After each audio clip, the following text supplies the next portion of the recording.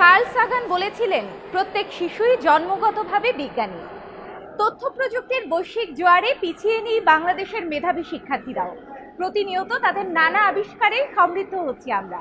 প্রিয় দর্শক, তথ্য ও প্রযুক্তি বিষয়ক বাংলাদেশ টেলিভিশন চট্টগ্রাম কেন্দ্রের নিয়মিত আয়োজন প্রযুক্তিকে জানিয়ে আমাদের আজকের পর্বে আপনাদের সবাইকে সাদর আমন্ত্রণ জানাচ্ছি আমি শারমিন নাজু। দর্শক, আমরা এসেছি চট্টগ্রামের হালি শহরে ক্যান্টনমেন্ট পাবলিক স্কুল অ্যান্ড কলেজে এবং দেখতে পাচ্ছি এখানে চমৎকার একটি বিজ্ঞান ও প্রযুক্তি মেলা হচ্ছে। আপনাদের আর অপেক্ষা করাবো না, চলুন ঘুরে আসা যাক আজকের ক্ষুদে বিজ্ঞানীদের উদ্ভাবনের জগতে। বিজ্ঞান কেবল বইয়ের বিষয় নয়, এটা চিন্তার বিস্তার, কল্পনার বাস্তবায়ন। আর সেই বাস্তবতার ছোঁয়ায় আজ চট্টগ্রামের Halishahar cantonment public school and কলেজে অনুষ্ঠিত হল এক ব্যতিক্রমী আয়োজন, বিজ্ঞান ও প্রযুক্তি মেলা 2025। বিভিন্ন শিক্ষা প্রতিষ্ঠানের ক্ষুদে শিক্ষার্থীরা এখানে উপস্থাপন করেছে নিজেদের উদ্ভাবিত প্রকল্প। এই ক্ষুদে বিজ্ঞানীরা কেউ বানিয়েছে স্মার্ট ডাস্টবিন, কেউ তৈরি করেছে বৃষ্টির পানি সংগ্রহ ও বিশুদ্ধ করার যন্ত্র, আবার কেউ উদ্ভাবন করেছে পরিবেশ বান্ধব কৃষি প্রযুক্তি বা রোবোটিক নিরাপত্তা ব্যবস্থা।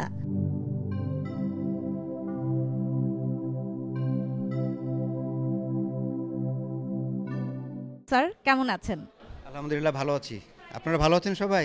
আমরাও ভীষণ ভালো আছি এবং চমৎকার একটি মেলা হচ্ছে Halishahar cantonment public school and কলেজে। আপনি পরিদর্শনে এসেছেন, কেমন লাগছে বাচ্চাদের প্রজেক্টগুলো দেখে? বিজ্ঞান মেলা উদ্বোধন করার জন্য এসেছি। এটা দীর্ঘ প্রায় 10 বছর থেকে আমাদের এখানে চলছে। Halishahar cantonment public school and college এই মেলাটা আয়োজন করে থাকে এবং এই মেলায় বিভিন্ন স্কুল অ্যান্ড কলেজের শিক্ষার্থীরা অংশগ্রহণ করে থাকে। এই বছরে 10টি শিক্ষা প্রতিষ্ঠান অংশগ্রহণ করছে এবং আমি যতটুকু দেখেছি আজকে আমরা খুব অনুপ্রাণিত হচ্ছি তাদেরকে দেখে, এবং আসলে আমাদের বাচ্চারা খুব প্রশংসনীয় কাজ করছে। তারা বিভিন্ন ধরনের প্রজেক্ট এখানে প্রদর্শন করার জন্য নিয়ে এসেছে এবং এর মাধ্যমে আমি বিশ্বাস করি যে তাদের যে বিজ্ঞানের যে মনন সেটা তাদের মধ্যে তৈরি হবে। স্যার, ছোট্ট করে আরেকটু শুনবো যে এই যে 10 বছর ধরে আপনারা এই আয়োজনটি করছেন, সেটির পেছনের আসলে উদ্দেশ্য কিংবা ইচ্ছাটা কোন জায়গা থেকে এসেছিল?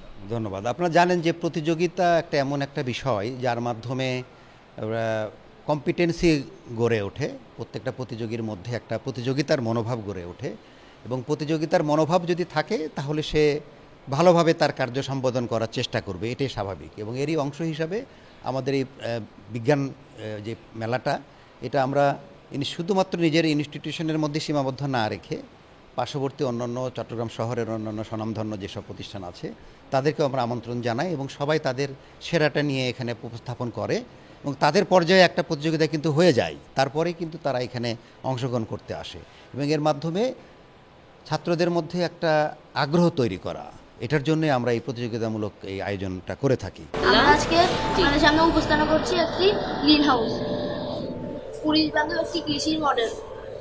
গ্রিন হাউসের মূল উদ্দেশ্য হলো গাছপালা চাষাবাদের জন্য একটি নিয়ন্ত্রিত পরিবেশ গড়ে তোলা।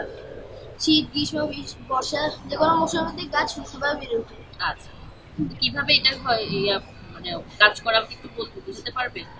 যখন সূর্যের আলো হচ্ছে গ্রিন হাউসের উপর পড়ে, হচ্ছে গ্রিন হাউসের ভিতরে তাপটা হচ্ছে একটা তাপ উৎপন্ন হয়, ওইটা ভিতরেই থাকে। সেজন্য হচ্ছে গ্রিন হাউসের ভিতরে উষ্ণ থাকে আর আর্দ্র থাকে। আচ্ছা, এই উষ্ণতা আর আর্দ্রতা আর এই নিয়ন্ত্রিত পরিবেশ গাছের জন্য খুবই উপকারী।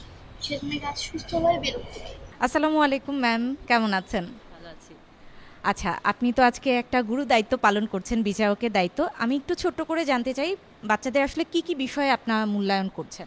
প্রথমে হচ্ছে ওর প্রজেক্টের আইডিয়া, সেটা তো অবশ্যই ইম্পর্টেন্ট, এবং এখন আরেকটা ইম্পর্টেন্ট জিনিস হচ্ছে আমাদের এনভায়রনমেন্ট ফ্রেন্ডলি কিনা। তারপর হচ্ছে ওর আইডিয়াটাকে এক্সিকিউশন কিভাবে করছে সেটা একটা জিনিস। তারপর হচ্ছে কি ধরনের প্রজেক্টটার আবার কমপ্লেক্সিটি কতটুকু হচ্ছে এবং সেটাকে সে কীভাবে আমার কাছে কি এক্সপ্লেইন করছে এবং সেই বিষয়টাতে সে কতটুকু ক্লিয়ার, এই সবগুলো বিষয় নিয়েই আসলে আমি জাজ করার চেষ্টা করছি যতটুকু সম্ভব। আমরা এখানে ভিন্নধর্মী একটি প্রজেক্ট দেখতে পাচ্ছি। প্রজেক্টের নাম হচ্ছে স্মার্ট সিটি। দেখা যায় এই প্রজেক্টের পেছনে যে ক্ষুদে বিজ্ঞানীরা রয়েছে তাদের আসলে চিন্তাটা কি। হ্যালো, আচ্ছা, আমাকে একটু বলো তো, তোমরা তো শহরে থাকছো, শহরে থেকেও এই স্মার্ট সিটির চিন্তাটা কিভাবে এলো?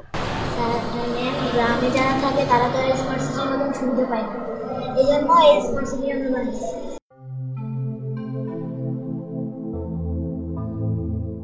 কি প্রজেক্ট তোমাদের? এটা হচ্ছে rain protected washing cloth stand. আচ্ছা, কিভাবে কাজ করে এটাই? আমি প্রথমে শেডের উপর আমাদের রেন সেন্সরটি সংযুক্ত করতে হবে, তারপর শেডের নিচের অংশে মোটরটি সংযুক্ত করতে হবে, তারপর 9V ব্যাটারির সঙ্গে রেন সেন্সর এবং ডিসি মোটরটি সংযুক্ত করতে হবে এবং মোটরের সঙ্গে একটি কাপড় শুকানোর স্ট্যান্ড সংযুক্ত করতে হবে। রেন সেন্সরটি যখনই বৃষ্টির পানির সংস্পর্শে আসবে সাথে সাথে ওয়াশিং ক্লথ স্ট্যান্ডটি স্বয়ংক্রিয় উপায়ে বাড়ি বা শেডের ছাদের নিচে চলে যাবে, ফলে কাপড়গুলো বৃষ্টিতে ভিজে যাওয়ার হাত থেকে রক্ষা পাবে।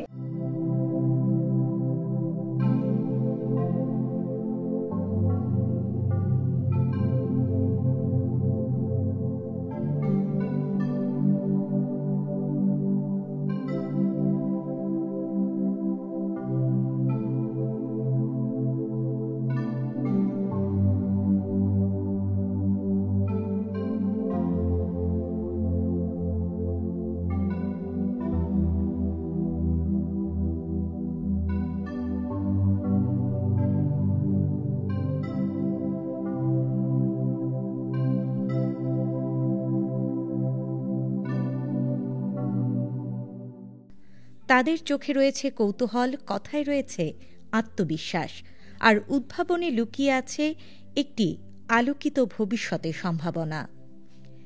এই মেলা কেবল একটি প্রতিযোগিতা নয়, এ এক চর্চার মঞ্চ, শেখার প্ল্যাটফর্ম এবং বিজ্ঞান চর্চার সূচনা বিন্দু। আসসালামু আলাইকুম স্যার, আপনি তো আজকে বিচারকের গুরু দায়িত্ব পালন করছেন। একটু ছোট করে জানবো যে কি কি বিষয়ে মূল্যায়ন করছেন এবং এক্সেপশনাল কোনো আইডিয়া চোখে পড়েছে কিনা? এটা মোস্ট ইমপ্রেসিভ, মানে সাংঘাতিক ব্যাপার। এরা বাচ্চারা এত এই অল্প বয়সে এরকম ইনোভেটিভ চিন্তা চেতনা করতে পারে, এটা আমার ধারণা ছিল না। আমার জীবনে আমি যখন এই বয়সে ছিলাম এগুলো চিন্তা করি নাই। এটা হচ্ছে আসল কথা। এবং আমার খুব ভালো লাগছে যে এখানকার স্কুলের বিভিন্ন স্কুল থেকে এরা স্কুল কলেজ থেকে আসছে, প্রত্যেকের স্বতঃস্ফূর্ত, প্রত্যেকের প্রজেক্টটা ভালো। এরাই একদিন এখানে যেসব প্রজেক্টগুলো এনেছে এর মধ্যে বিশেষ করে এনভায়রনমেন্টাল পলিউশন বা এনভায়রনমেন্টালের উপরে যেসব পরিবেশের যেসব প্রজেক্ট, এগুলো তো আমাদের দেশের জন্য খুবই প্রযোজ্য। এরা যদি এগুলোকে অ্যাক্টিভেট করতে পারে বা এটা থেকে কাজে লাগাইতে পারে তাইলে অনেক ভালো হবে। তোমাদের প্রজেক্টের ব্যাপারে একটু বিস্তারিত যদি বলো এবং আইডিয়াটা আসলে কোথা থেকে এসেছে? আমাদের ডোর লকের সিস্টেমটা বানানোর আইডিয়াটাই হচ্ছে যেতে আমাদের যে নর্মাল ডোর এটাতে মানে চুরির সম্ভাবনা বেশি বেড়ে যায়, তো এটা আমরা আরও আপগ্রেড করেছি আর এটা স্মার্ট বানিয়ে ফেলেছি। এখন এখানে ডোরটা লক, এখন আমরা এটা রিফ্রেশ দেওয়ার জন্য ফার্স্টে একটা পাসওয়ার্ড দিলাম। এখন আমরা যদি একটা পাসওয়ার্ড দেই 2486, এটা হচ্ছে এই ডোরের পাসওয়ার্ড, এটা দেওয়ার সাথে সাথে ডোর খুলে যাবে। এখানে আমাদের কোডিং করতে হয়েছে যাতে এমনভাবে কোডিং করা আছে যেখানে পাসওয়ার্ড দিলেই ডোরটা খুলবে। যদি আমরা রং পাসওয়ার্ড দেই, যে কোনো একটা রং পাসওয়ার্ড দিলে ডোরটা এরকমভাবে খুলবে না, এখানে লেখা আসবে রং পাসওয়ার্ড। আমাদের প্রজেক্টের নাম হলো পোটাস সিলিন্ডার, আমরা যেটা একটা ল্যাটিন নেম। যখনই কোনো ফ্লাড হবে তখনই এইখানে যে জিনিসটা রয়েছে এটা পুলিশ সিস্টেমের মাধ্যমে এটা উপরে উঠে যাবে। এবং আমরা জানি যে ওয়াটার একটি কন্ডাক্টর। এখন ধরুন ওয়াটার এখানে আমরা একটি কন্ডাক্টর নিচ্ছি এবং ওটাকে এখানে লাগাচ্ছি এবং আপনারা দেখতে পারবেন যে এখানে এটা উপরে উঠে গেছে, কারণ আমরা জানি সাধারণত কন্ডাক্টরদের মাধ্যমে ইলেকট্রনগুলো একটা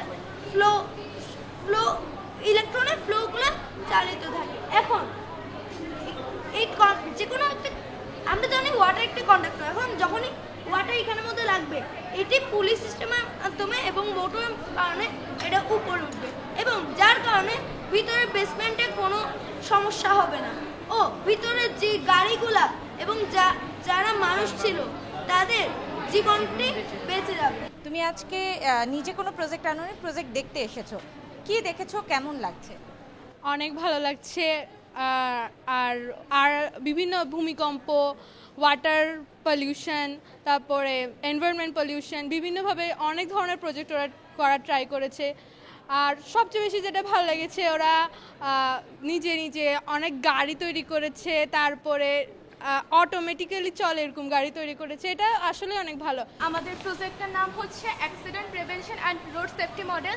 যখন হচ্ছে গিয়ে ইউটার্নগুলোতে, পাহাড়ি অঞ্চলগুলো, সড়কগুলোতে ইউটার্নগুলোতে হচ্ছে গিয়ে এক পাশে রাস্তার গাড়ি চালক হচ্ছে অন্য পাশের রাস্তার গাড়ি চালককে দেখে না, তখন হচ্ছে কি এপাশে গাড়িটি যখন এপাশে যায় তখন হচ্ছে কি এপাশে হচ্ছে রেড সিগন্যাল, এবং আর আমরা সকলেই জানি রেড সিগন্যাল মানে বিপদ সংকেত। তখন এপাশের গাড়ি চালক সচেতন হয়ে যায় এবং হচ্ছে গিয়ে সাইড কাটিয়ে চলে যায়। এবং এই প্রজেক্টের মাধ্যমে জাপান, চীন এবং নেপালে হচ্ছে গিয়ে 100%-এর ভিতরে 75% সড়ক দুর্ঘটনা কমে গিয়েছে। এবং এটা যদি আমরা বাস্তবে প্রয়োগ করতে পারি তাহলে আমাদের সড়ক দুর্ঘটনা অনেক পরিমাণে কমে যাবে। এটা মূলত একটা স্মার্ট ডাস্টবিন। এখানে হলো বিভিন্ন ধরনের সেন্সর ইউজ করে একটা সাধারণ ডাস্টবিনকে স্মার্ট বানানো হয়েছে। আমরা জানি ট্রেডিশনাল ডাস্টবিনের এই লেবারটা নষ্ট হয়ে গেলে আমাদেরকে পার্সোনালি মেকানিক্যালি আমাদেরটা তুলতে হবে, তখন আমাদের ধরলে জার্মসটা স্প্রেড হবে। এই কারণে আমরা কয়েকটা সেন্সর লেগেছে আর কোডিং করেছে যেন এটা না হয়। এদিকে এটা দেখছেন, এটা একটা প্রক্সিমিটি সেন্সর যা আমাদের হ্যান্ড মুভমেন্টটা দেখলে ক্লোজ অবস্থা থেকে এটা ওপেন হবে। এদিকে একটা সার্ভো মোটর আছে, ওপেন হওয়ার পরে আমরা আমাদের ট্রাশটা ফেলার পর এটা অটোমেটিক ক্লোজ হয়ে যাবে। আর এটা দেখছেন, এটা হলো একটা সেন্সর যেটা আমাদের ডাস্টবিনের ডেপটা দেখবে। ওই ডেপ থেকে এরা মোবাইলের এই কোডিং থেকে একটা মেসেজ দেবে এটা ফুল হয়ে গিয়েছে নাকি কোন অবস্থায় আছে, এটা মেসেজ দেবে। আমার এই প্রজেক্টের নাম হচ্ছে স্মার্ট ব্রেকের ওই স্মার্ট জেব্রা লেগেছে। মূলত আমাদের দেশে অনেক সময় রাস্তাঘাটে লেখা থাকে যে 40 কিলোমিটার গতিতে গাড়ি চালাবেন, 50 কিলোমিটার গতিতে গাড়ি চালাবেন। ঠিক ওই কারণে আমার এই গাড়ির প্রজেক্টটি তৈরি। এটা হচ্ছে আলট্রাসনিক সেন্সর। আমরা যখন এটা বড় করে তৈরি করব, এখানে বসবে স্পিড ডিটেক্টিভ সেন্সর। ওই সেন্সরের মধ্যে থাকবে 40 কিলোমিটার গতিতে গাড়ি চালাবে। যখন কোনো গাড়ি এই সেন্সরের সামনে 40 কিলোমিটার গতির উপরে যাবে তখন এই সেন্সরটি তাকে সেন্স করে এই ব্রেকারটি উঠে যাবে। ঠিক এভাবে ধরেন এই গাড়িটি এই 40 কিলোমিটারের বদলে 60 কিলোমিটার যাচ্ছে, তখন এই সেন্সরটি উঠে যাবে, ব্রেকারটি উঠে যাবে, ফলে ওই গাড়িটি কিন্তু অ্যাক্সিডেন্ট হবে। তাই সে গাড়ির নিজের সুরক্ষার জন্য হলেও তাকে বাধ্যগত হয়ে তাকে ওই যে নিয়মটি মেনে চলতে হবে।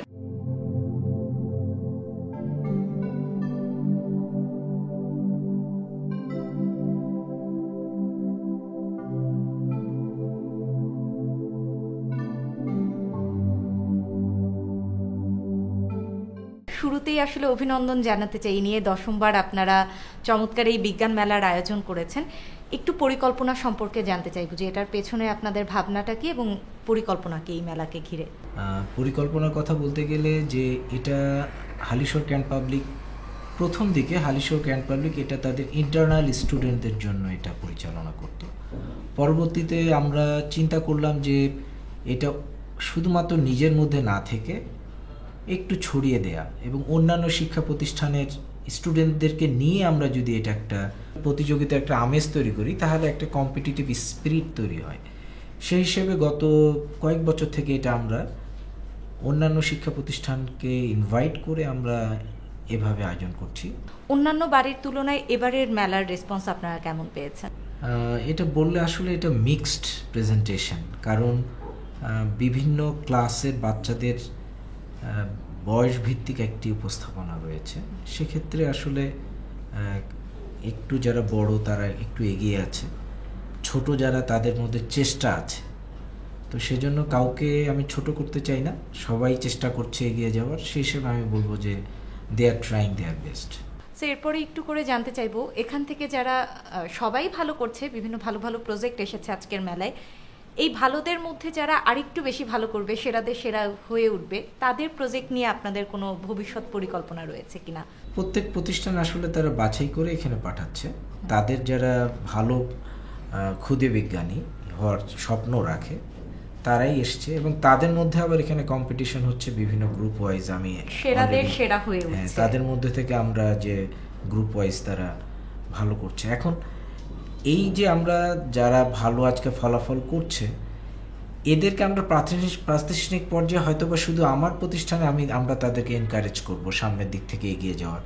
সেভাবে আমার অনুরোধ থাকবে অন্য প্রতিষ্ঠান থেকে যারা এসছে স্ব প্রতিষ্ঠান তাদেরকে এনকারেজমেন্ট দরকার, তাদের বাবা মা, শিক্ষক, এবং আমার মনে হয় যে আমাদের একটা সোশ্যাল রেভলিউশন আনা উচিত with the support from the government venture, যে তাদেরকে নারিশমেন্ট করা, সামনে এগিয়ে নিয়ে যাওয়ার জন্য। স্যার, আমরা শেষ করব, তবে তার আগে যদি এই ক্ষুদে বিজ্ঞানীদের জন্য এবং ওভারঅল শিক্ষার্থীদের জন্য আপনার কোনো পরামর্শমূলক কথা থাকে।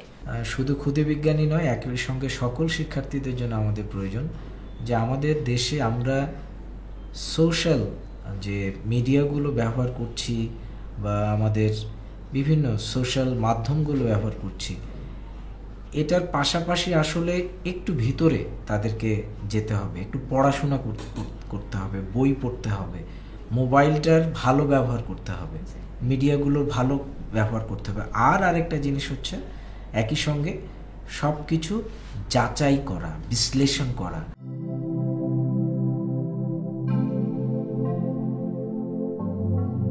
যেখানে শিক্ষকেরা অনুপ্রাণিত করে, অভিভাবকরা সাহস দেন আর সমাজ তৈরি করে সেই পরিবেশ যেখানে চিন্তাকে অঙ্কুরিত করে উদ্ভাবনের আকার নেয়।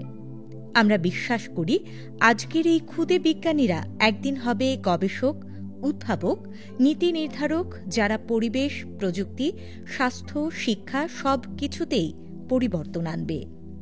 এই আয়োজন শুধু শিক্ষার্থীদের উদ্ভাবনী শক্তিকে এগিয়ে নেয়নি, এটা আমাদের মনে করিয়ে দিয়েছে বিজ্ঞানী দেখাবে আগামীর পথ।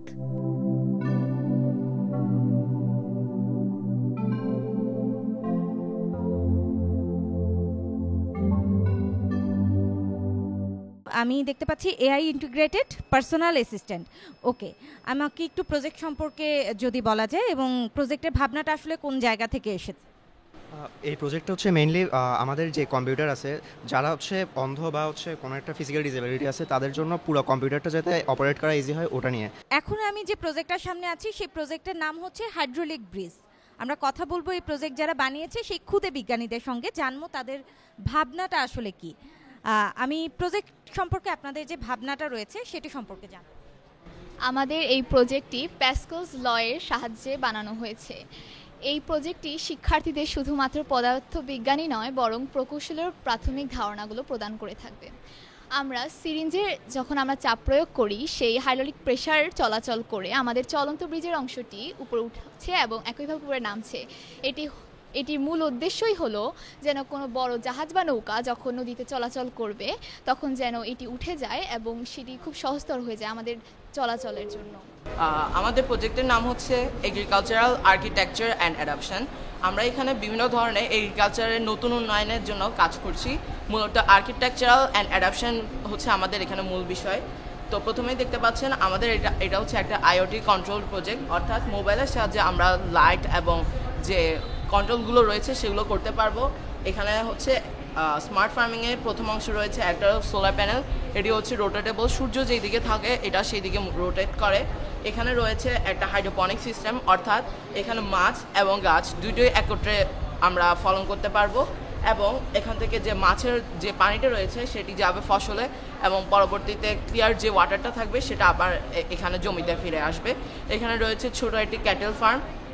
আর এখানে সবচেয়ে গুরুত্বপূর্ণ অংশগুলোর মধ্যে রয়েছে horizontal farming concept. Horizontal farming কনসেপ্টের মাধ্যমে আমরা চাইলে একত্রে 3 স্তরে গাছ রোপণ করতে পারবো এবং এখানে আরও একটি গুরুত্বপূর্ণ বিষয় হলো এটির মাধ্যমে আমাদের যে জমির সংকট সেটি দূর করা সম্ভব। আজকে আমাদের প্রকল্পের বিষয়টি হলো Bangladesh border and army safety.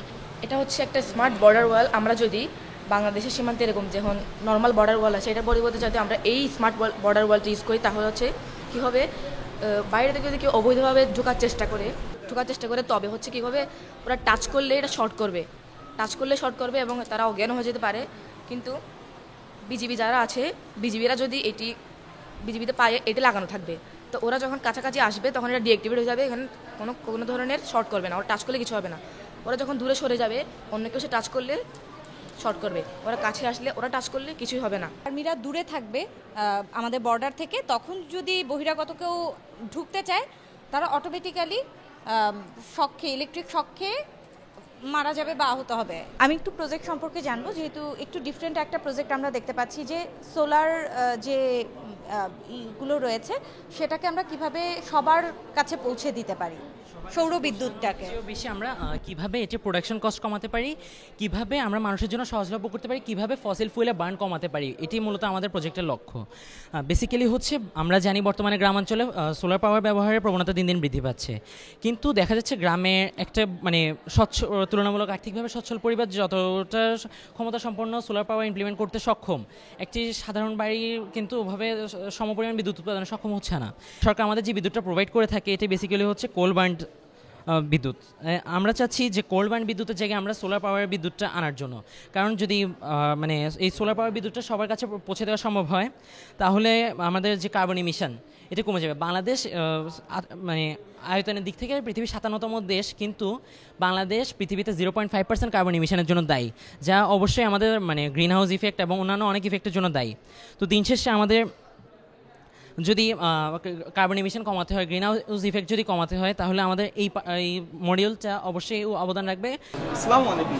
So today we are going to present you an app and a website that we made which is related about the healthcare. এই অ্যাপের মধ্যে আমরা আমাদের হেলথ কেয়ার নিয়ে সব জানতে পারবো, from starting to blood donor, তারপরে আমরা মেডিসিন নিয়ে গাইডলাইন, তারপরে ডক্টরস নিয়ে কনসালটেশন, কোন ডক্টরস কোন কেসের মধ্যে কনসাল্ট করবো, তারপর আমরা ইমার্জেন্সি সেক্টরসও জানতে পারবো। যদি আমরা একটা এক্সাম্পল নিই, যখন আমরা একটা পার্সন রেজিস্টার করবে অ্যাকাউন্টে, ও যদি 18 থেকে 65 বছরের মধ্যে হয় তখন ওর নামটা সার্ভারে সিলেক্ট হবে। ওর নামটা যখন সার্ভারে অ্যাড হবে তখন ও একটা ব্লাড ডোনার হিসেবে কন্ট্যাক্ট করতে পারবে। 18 থেকে 65 বছরের মধ্যে একটা পার্সন ব্লাড ডোনার হিসেবে কন্ট্যাক্ট করতে পারে।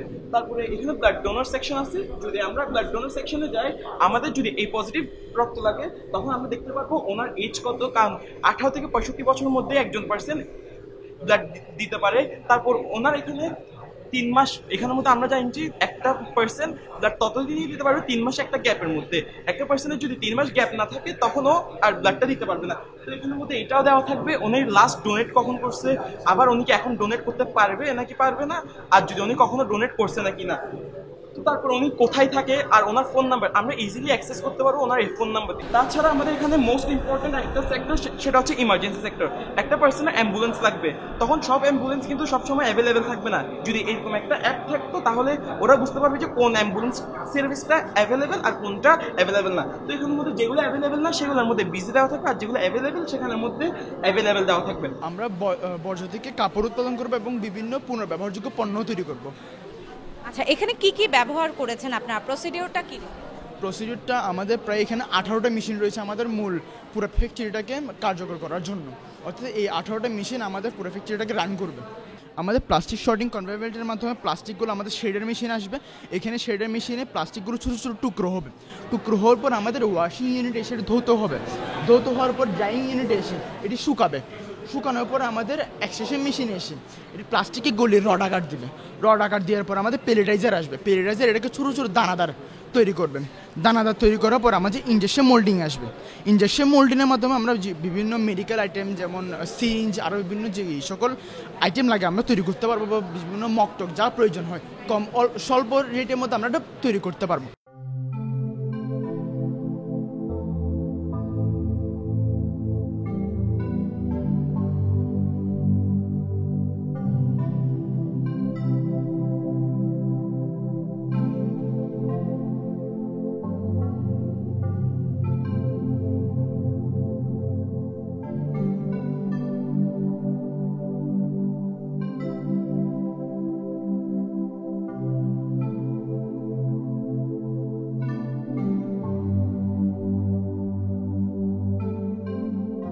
সুপ্রিয় সুধী, আমরা এখন আছি আসলে বড়দের বিভাগের যে প্রজেক্টগুলো রয়েছে সেখানে, এবং এখানে আমাদের সম্মানিত বিচারক আমাদের সঙ্গে আছে, আমরা তার সাথে একটু কথা বলবো। আসসালামু আলাইকুম স্যার, কেমন আছেন?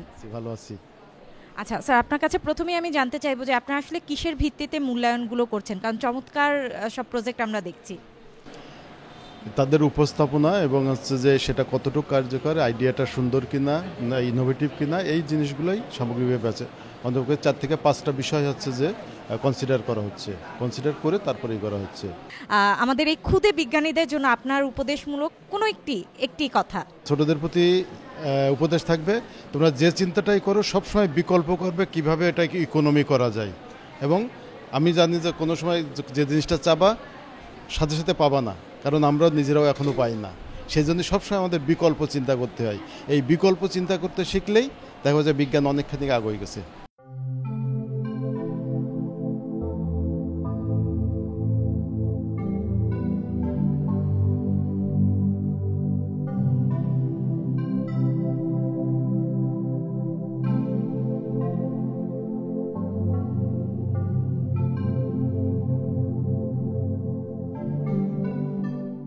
প্রিয় দর্শক, এতক্ষণ আমরা ঘুরে দেখছিলাম চট্টগ্রামের Halishahar cantonment public school and কলেজের বিজ্ঞান ও প্রযুক্তি মেলা 2025। দারুণ সব প্রকল্প দেখলাম এবং মনে হলো প্রত্যেকটি শিশুই আসলে এক একটি সম্ভাবনা। তাদের এই নতুন নতুন ভাবনাগুলো, ছোট ছোট চিন্তাগুলোই একদিন সম্ভাবনার আকাশে উড়ে বেড়াবে এবং আমাদের দেশ ও জাতিকে এগিয়ে নিয়ে যাবে তথ্য প্রযুক্তির নতুন সম্ভাবনায়। প্রিয় দর্শক, যারা এতক্ষণ আমাদের সঙ্গে ছিলেন সবাইকে ধন্যবাদ এবং ভালোবাসা জানিয়ে আজ এখানেই বিদায় নিব। সবাই ভালো থাকুন, সুস্থ ও সুন্দর থাকুন এবং সঙ্গে থাকুন বাংলাদেশ টেলিভিশন চট্টগ্রাম কেন্দ্রের।